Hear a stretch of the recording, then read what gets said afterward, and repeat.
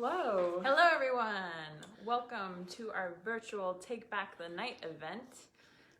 For those of you who don't know what Take Back the Night is, it is a national, global campaign that focuses on trying to end sexual assault, domestic violence, sexual violence of any kind. So they're a nonprofit like the WCA, and they focus on outreach and events and uplifting events. So we were supposed to have a walk through BSU's campus with glow sticks, like a glow walk, which was going to be really fun, and that's one of the things I'm a little bit disappointed about, for sure, as a result of this pandemic. But we have all these glow sticks now, which is fun because I'm sure we'll find a use for them. We will definitely find a use for them.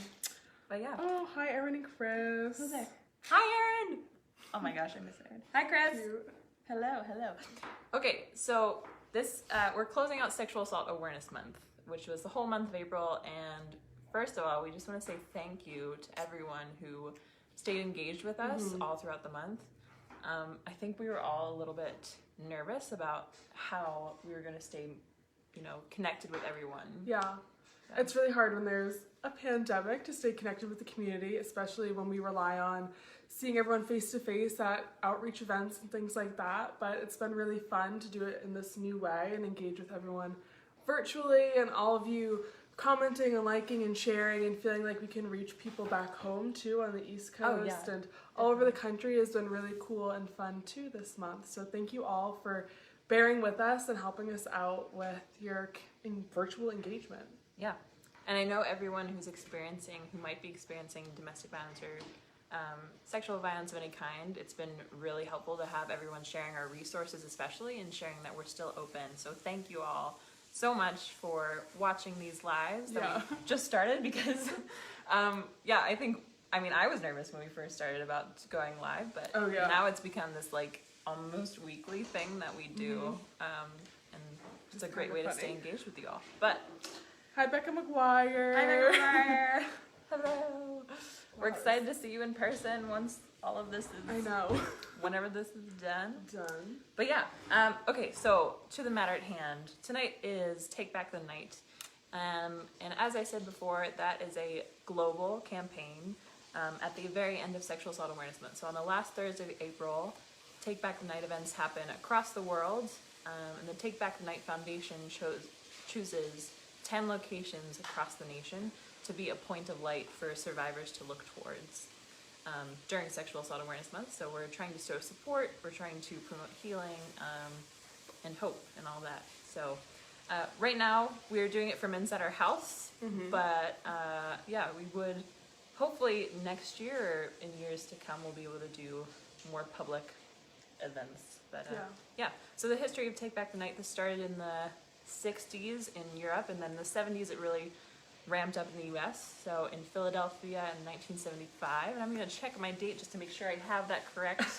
Yes, 1975 in Philadelphia, a woman, a microbiologist, she was murdered. She was stabbed to death in her neighborhood right by her home because she was walking home from work at night, and people there marched and protested unsafe conditions for women in particular walking home at night. And then in Pittsburgh, my hometown, shout out Pittsburgh, there was an anti-violence rally in 1977, and the woman reading the memorial there titled it Take Back the Night. So it's kind of become this rallying cry for people to say no one should be afraid walking alone at night. The nighttime should not be, any worse for any one group of people. It shouldn't be a time where people are being attacked or anything like that. So Take Back the Night is kind of a way to say we protest these conditions, we hope for a better future, all that, and we hope for safety for everyone walking at night. So we're really honored to be one of the 10 points of light, and hopefully, I'm sure you all saw the post, but later tonight, it was Liv's idea to have everyone, whoever can, to bring some kind of light outside tonight at 8:45 to do a kind of social distancing vigil, which is what we would have done at our big event. We would have had some kind of vigil, but since we can't do that all together, just knowing that all across the city of Boise, people are standing outside for a minute, holding lights and being that light for survivors is really great. Yeah. So we've got glow sticks, we have little candles. If you have a little candle in your house, you can hold up your cell phone light if you want to, but kind of a way for all of us to virtually be together at a distance and spread that hope. Yeah, and whenever you do go outside, we ask that you, if you're able to, take a picture of whatever light you and your light and whoever's out there with you, so we can post them on our social media, so we can spread that love on the internet as well as through the town. Yeah, so you can post those yourself or you can email them to us and we can post them on your behalf if you're okay with that, but just letting the community know how many people got out there with their lights would be really fun. Yeah, and using the hashtag #LightUpBoise. Yeah. So the craft that we're going to be doing tonight, if you saw the chalk art, which I just have to say, we spent an hour and a half making that chalk art, and then that giant thunderstorm happened, which gotta say was a little bit of a bummer, but you know. We got some good pictures. We got some good pictures. Yeah. Progress and setbacks, that's what it's all about. That's what it's all about. We got some good waves and honks as we were doing our chalk art, which was fun. Yeah, so definitely some people saw it. Yeah, some people saw it. Yeah. We got good pictures. It was great. It was a good time. I mean, honestly, it was just cathartic for myself to be like, it's really, I highly encourage anyone to do some. Yeah. It's fun too. You can make your own chalk apparently with some cornstarch and water. It's not great, but cornstarch, water, and food coloring in a little muffin tin, and then you can do some paintbrush work. Yeah, Liv made 3 colors in this muffin tin, and it was like the most vibrant chalk colors I've ever seen in my life. They didn't really look that good on the pavement, but they looked pretty in the muffin tin. Yeah. So that's all that matters. No one needs to know. Do we have any questions? Nope. Chris said she'll be on her porch in Ida and Meridian. Oh yeah. Chris. Tell us, if you're watching, tell us where you'll be lighting up Boise from. We'd love to lighting know up that. Meridian. Or Meridian. Yeah. Idaho. Let's go big. Go big. Maybe the East Coast, if Idaho. any of our friends or family are watching. Light up the East Coast as well. I don't know if my mom's watching anymore. But hi Mom, if you are. Okay, so the craft. People from Star. Hello, people from Star. Hello.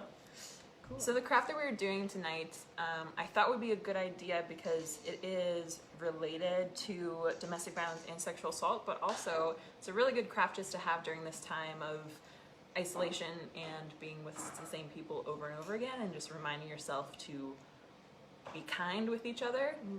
Patient. Yeah, and patient. So this is called These Hands Don't Hurt. So the materials that you will need, and you don't even need all these materials, and you can use whatever materials you want, but the materials that we have is a poster board. A poster. This is construction paper. This is donated to the WCA, and we took it. Thank you. Thank you for your donations to the WCA. All right. So, and then a writing utensil.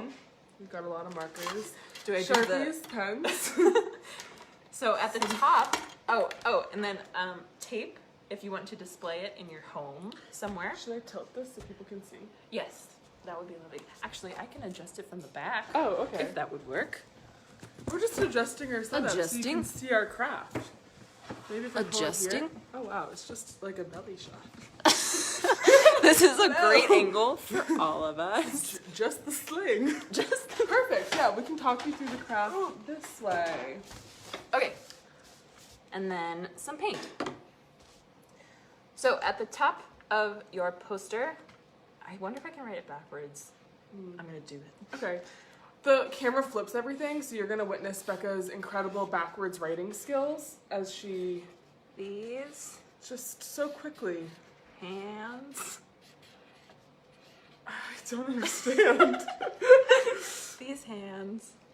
Oh, it's not good writing. It's just, it will be legible though from your standpoint. Yeah, Don't. So this is backwards writing quickly and without it, just naturally. It comes naturally. This live is doubling as a talent show. These hands don't hurt! Exclamation point. All right, so at the top of your paper, will they be able to read it? Look at that. Oh my gosh. These hands don't hurt. Fabulous. And then, any kind of paint will do. Olivia will be featuring the washable tempera. I said that like tempura shrimp. I don't know if that's correct pronunciation, but And then I will be using acrylic paint. So really, you're just gonna get it on your hands. Do you want to paint your hand? I guess you have 2 hands, so you can do it yourself. And then I can do this.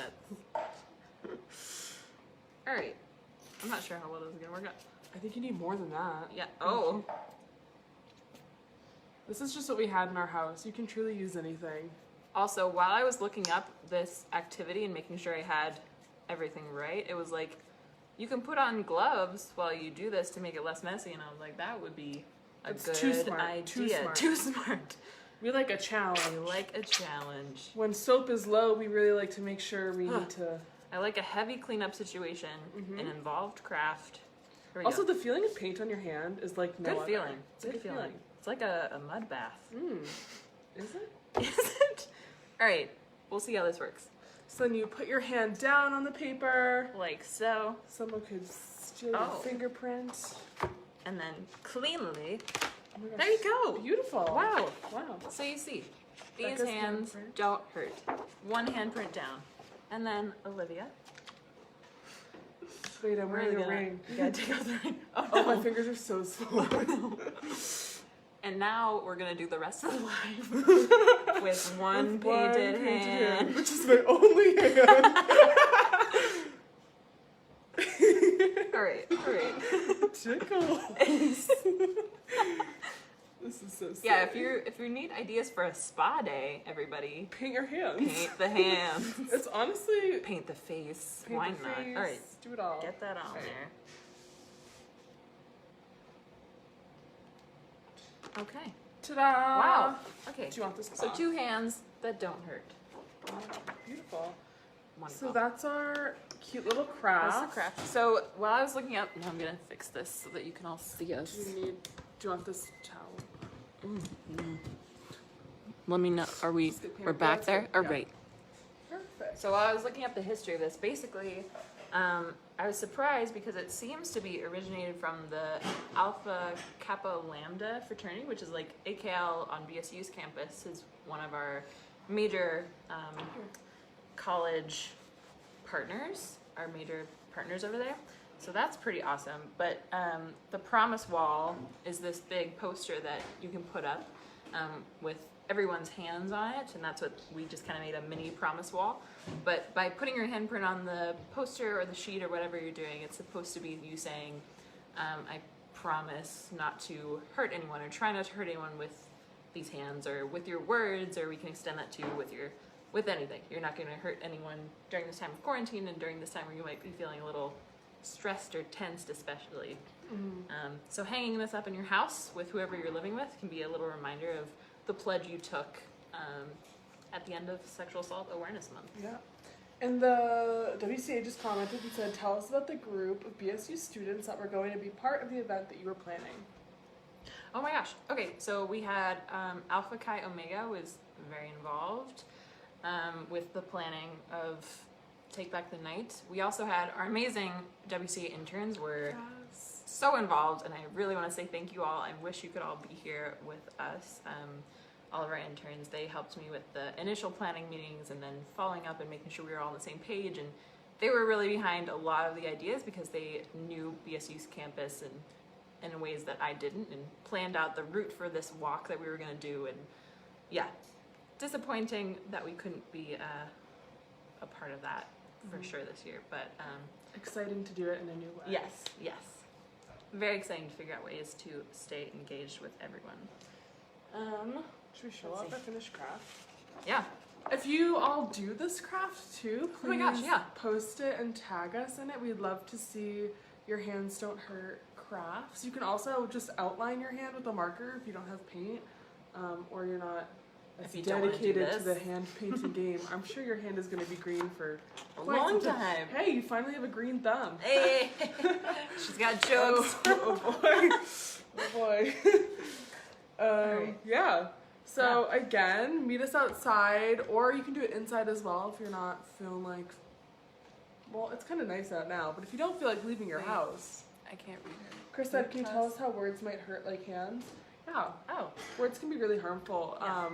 There are there are so many ways that words can be harmful. Whether that's gaslighting, which is making someone doubt their own reality by telling them things like, that didn't happen. I don't know, what are you looking at? Sorry, I was just looking myself try to read someone's comment on this tiny little screen. You can move this and put it here. Sure. Like a desk. Like a desk. Like an evening show.